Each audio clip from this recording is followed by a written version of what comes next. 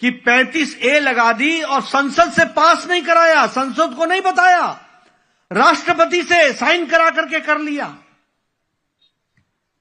आप देखो संसद के साथ कितना बड़ा धोखा हुआ। आज ये बड़ी संसद की मर्यादा की चिंता करने लगे हैं इनके परपोते।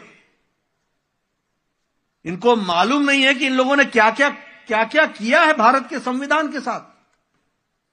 और यह किया 1954 में, 1954 में। और हमारे श्यामा प्रसाद मुखर्जी, जिनकी आवाज आपको अभी मन की बात में प्रधानमंत्री मोदी जी ने सुनाई, संविधान सभा के डेलिब्रेशंस में जो वो बोल रहे थे, वो हमारे श्यामा प्रसाद मुखर्जी जी ने कहा था, एक देश में दो निशान, दो प्रधान, दो विधान नहीं चलेंगे, दो संविधान नहीं चलेंगे। और इसके लिए उन्होंने अरेस्टिंग दी थी। वो श्रीनगर के जेल में बंद थे और संदेहास्पद स्थिति में उन्होंने अंतिम सांस ली और वो बेचारे उन्होंने इस देश के एकता के लिए अपने आप को बलिदान दिया।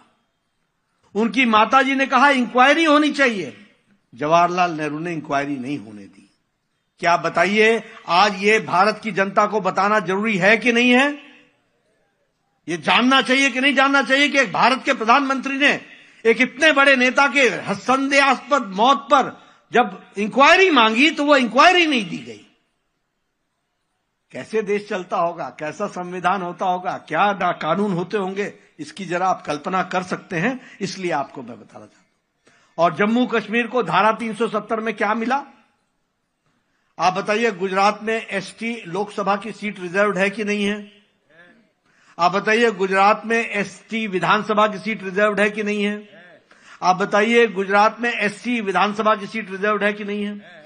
आप बताइए, गुजरात में एसटी विधानसभा की सीट रिजर्व्ड है कि नहीं है?